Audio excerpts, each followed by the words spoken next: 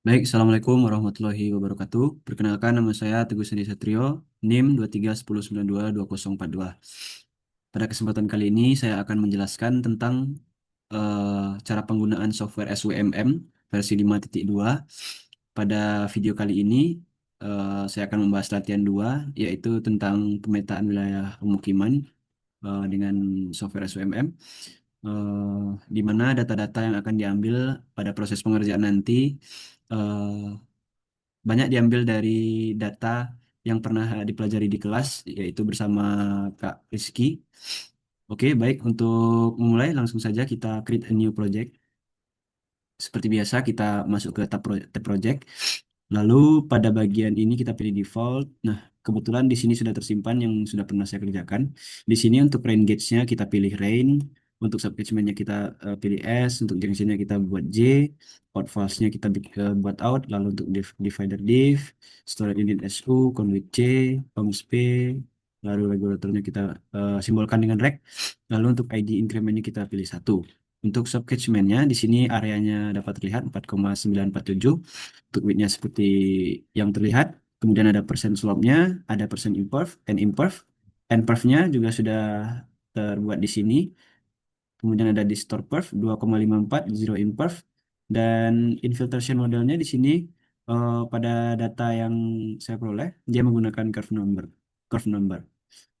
Dan saja untuk node links-nya di sini invertnya 6, node max depth-nya adalah Node max depth-nya adalah 1,83, node conduit area-nya 0, kemudian conduit length-nya 54,4. Untuk conduit geometrinya memakai saluran berbentuk trapezoidal dengan tinggi maksimumnya 1,83, dengan bottom width-nya adalah 0,5.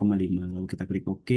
Di sini ada conduit roughness-nya, flow units-nya, lalu link offset-nya, dan routing methodnya ini agak berbeda dengan basic kemarin. Di sini memakai study flow, di mana ini sudah saya sesuaikan dengan modul SWMM yang pernah dipelajari di kelas tentang pemukiman. Lalu kita bisa oke kan saja. Nah, setelah itu kita bisa pergi ke tab tools, lalu map display option. Pada bagian subcatchment kita pilih diagonal, dan di sini bisa kita perbesar size-nya eh, untuk memudahkan kita juga. Boleh 7 boleh. Kemudian bagian notes di sini kita perbesar menjadi 5 saja. Bagian link kita biarkan saja lebar seperti default. Nah, untuk annotation seperti biasa kita pilih subcatch IDS, not IDS, dan link IDS dengan ukuran 7. Lalu untuk simbolnya seperti ini. Untuk flow arrows-nya kita pilih fillet dan ketebalannya 7 boleh. Untuk background kita biarkan saja putih. Lalu kita klik OK. Nah, setelah selesai di sini kita bisa pergi ke tab views, lalu pergi ke dimension. Ini kita biarkan saja skalanya sesuai default, lalu kita okekan dan pastikan auto length-nya berada pada kondisi off atau dalam kondisi mati. Lalu jika sudah selesai, semuanya dirasa sudah. Nah, di sini kita akan menginputkan peta atau maps dari pemukiman yang akan kita buatkan subcatchment dan conjunction dan juga conduitnya. Di sini kita langsung saja pada tab view. Nah, di sini tab view terlihat ada backdrop. Lalu kita klik load. Lalu di sini kita masukkan saja select file. Nah, di sini kebetulan sudah ada. Ini merupakan juga data dari Kak Rizky. Lalu kita okekan saja. Nah, ini merupakan contoh pemukiman yang akan kita petakan saluran-salurannya. Nah, di sini kita berikan contoh sederhana saja. Eh, kita boleh langsung pergi ke tab hidrologi, lalu kita pilih subcatchment. Lalu di sini kita bisa tambahkan subcatchment-nya. Misalnya di sini kita tambahkan satu, subcatchment satu.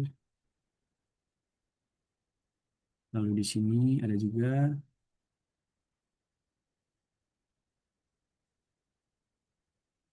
pada bagian ini kita juga bisa ambil.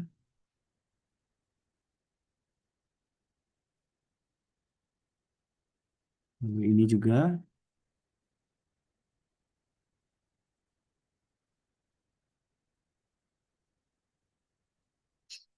Nah, jika kita ingin lebih fokus dan ingin memperlihatkan bagian subcatchment-nya saja, kita bisa kembali untuk menonaktifkan lagi layarnya tadi dengan cara klik kanan pada mouse, lalu kita klik layers, lalu untuk bagian backdrop ini kita uncentang.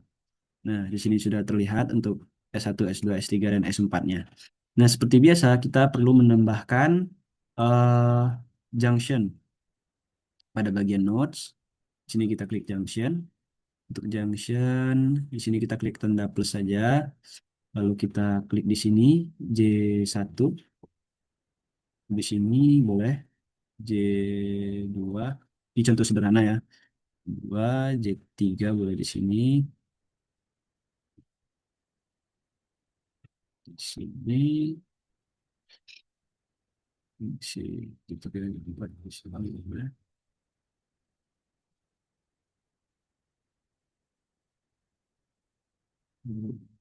Di sini juga di sini tidak usah kita kasih. Kita delete saja. Lalu kita tulis di sini.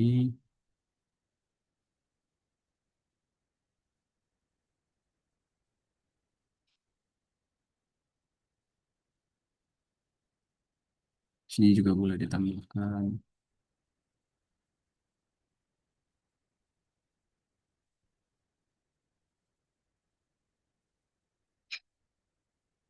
Lalu untuk advance-nya kita bikin saja pada sebelah sini. Nah, jika sudah selesai, kita bisa menghubungkan S1 atau subcatchment-nya. Kita hubungkan secara acak saja, tidak apa-apa.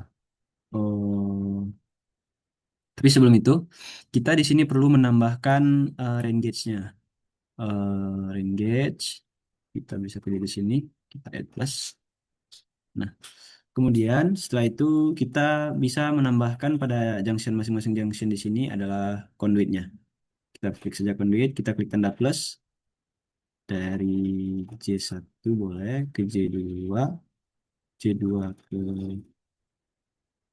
J4, J3 ke J4, J4 ke J6, J5 ke J6, J6 ke J7, J8 ke J7.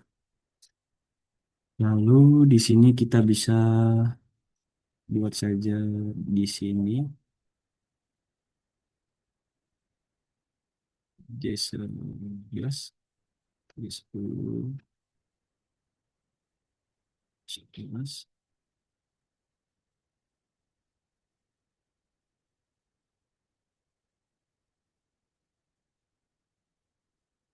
J20.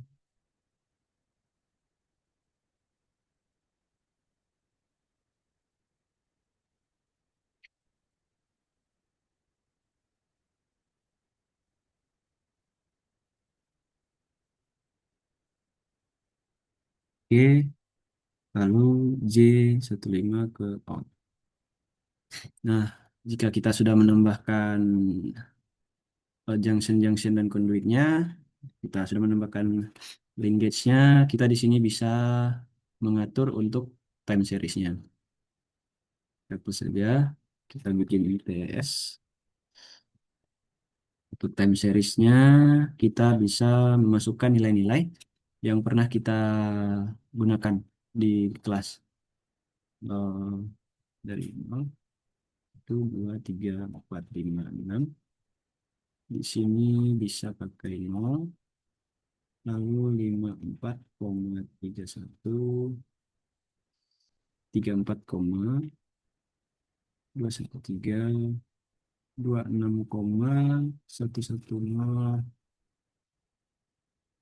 26,110, 21,11, lalu 18,574, dan yang terakhir adalah 16,448. Lalu kita bisa klik view. Nah, di sini bisa terlihat eh, yang sudah kita masukkan untuk sim seriesnya dan nilai-nilai yang tadi. Lalu kita close saja, lalu kita klik OK. Setelah selesai, di sini kita bisa pergi ke tab option, lalu pergi ke general. Pada bagian simulation option, kita bisa pastikan ini random on off, flow routing, karena tadi kita pilih study flow, kita boleh pakai study flow, proof number, lalu dates. Di sini kita buat saja 12 jam. Time series di sini kita tukar menjadi 60. Di sini kita klik OK. Lalu setelah selesai, kita cek laminasinya kurang. Nah, selanjutnya kita bisa atur untuk bagian range gauge. Di sini kita pada series name-nya kita gunakan adalah kita atur tadi TS. Lalu selanjutnya kita hubungkan antara subcatchment dengan junction. Di sini misalnya kita hubungkan dari S1 ke J1, kita pilih range 1, pakai J1. Gitu saja. Lalu pada S2 misalnya range 1 ini kita pilih misalnya adalah J5 misalnya. Terus S3 misalnya di sini kita pilih J9. 9. Di sini kita pilih range lainnya jangan lupa. Lalu di sini kita hubungkan dengan J12. Oke, jika dirasa sudah selesai, di sini kita boleh menginputkan, coba menginputkan contoh elevasinya juga. Misalnya di sini elevasinya adalah 98, sini adalah 95, 96, sini misalnya 97, di sini 94, sini 9, misalnya 93, sini 9, 96, 93 di sini, berarti di sini harus lebih rendah, berarti di sini misalkan 92, di sini 94. Soalnya di sini datanya adalah 80.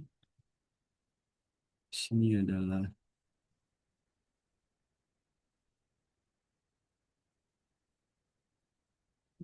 misalnya,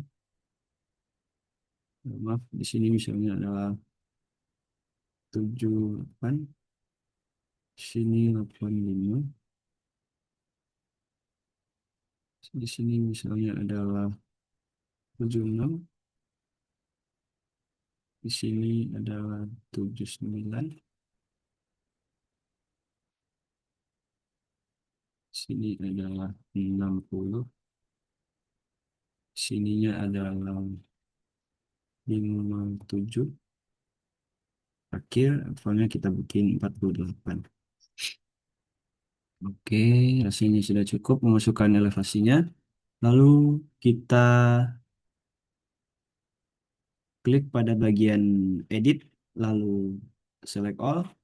Setelah itu kita pilih bagian group edit, kita ganti menjadi range gauge, lalu kita klik OK, lalu kita klik no. Dan setelah semua dirasa sudah selesai, kita bisa eh, running di sini. Nah, misalnya di sini run sukses, kita okekan saja. Untuk run kita bisa klik ya di sini yang tanda petir atau di pada bagian project yang berupa run simulation atau F9. Nah, selanjutnya kita bisa pergi ke tab report. Pada bagian report, jika terdapat warning, mungkin di sini terdapat di mana yang membuat hasil running itu terdapat warning. Di sini terdapat keterangannya biasanya, tapi di sini untuk contoh kali ini tidak ada. Lalu pada report ini kita juga dapat melihat summary-nya. Di sini kita mendapatkan peak run off, lalu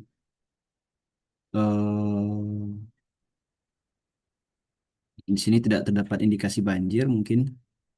Eh, Selanjutnya, jika kita ingin melihat dalam bentuk profil aliran, kita bisa klik tanda di sini, create a profile plot. Lalu kita klik saja pada bagian yang ingin kita lihat, misalnya J1 ke Route 1. Satu. Ringpad. Nah, terlihat ini kondit-kondit yang dilalui antara J1 sampai O1, lalu kita klik OK. Untuk mengaturnya, kita bisa di bagian Maps, lalu pada bagian runoff, lalu di bagian link kita bisa pilih flow. Nah, untuk memperlihatkan alirannya secara real time, kita bisa klik di sini untuk tanda forward. Nah, kita bisa melihat aliran yang terjadi pada saluran dari J1 sampai OR1. Nah, kemudian setelah selesai untuk melihat profil alirannya, di sini kita juga bisa melihat gambarannya di sini jika kita animasikan. Di sini nanti akan terlihat mana saluran yang aman dan saluran yang tidak aman. Nah, untuk solusinya nanti untuk saluran yang tidak aman seperti sebelumnya, kita bisa mengakalinya dengan mengganti tipe saluran, tipe penampang saluran pada bagian properties di sini. Lalu kita tinggal klik saja bagian shape. Di sini kita bisa mengganti penampangnya, mengganti juga ketinggiannya jika terdapat flooding atau luapan air atau banjir. Nah, dan juga jika kita ingin melihat hidrografnya, kita bisa juga melihat pada create a time series plot di sini. Kita bisa pilih bagian mana saja yang akan kita lihat. Misalnya ini bagian C7, kita bandingkan misalnya dengan bagian, misalnya di sini adalah bagian C13. C13. Lalu kita klik saja accept, lalu kita klik OK. Nah, di sini merupakan perbandingannya, perbandingan hidrografnya antara C7 dan juga C13. Ini mungkin double ya, kita bisa hapus saja C7 yang sudah di sini. Kita add lagi C7 misalnya, kita accept, lalu kita add lagi. Misalnya di sini ada C,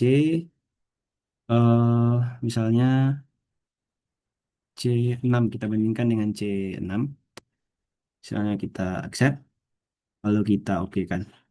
Sini perbandingan profilnya, hidrografnya. Misalnya kita ingin bandingkan lagi misalnya antara C7 dengan misalnya C8.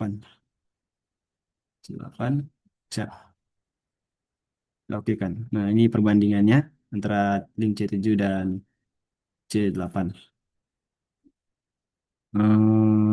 Setelah ya, setelah melihat grafik dari hidrograf tadi, kita di sana akan melihat ya hidrograf yang dihasilkan dari masing-masing saluran, masing-masing konduit di sini, di mana ya dapat disimpulkan bahwa jika terdapat saluran yang tidak aman, maka kita bisa mengakalinya dengan melihat data-data yang bisa kita dapatkan melalui grafik, melalui penampang saluran, atau melalui tabel, melalui report summary. Nah, mungkin hanya itu saja yang dapat saya jelaskan mengenai tutorial dari penggunaan SWMM pada bagian pemukiman. Mohon maaf jika ada kesalahan dalam penjelasan ini, dan saya ucapkan terima kasih. Wassalamualaikum warahmatullahi wabarakatuh.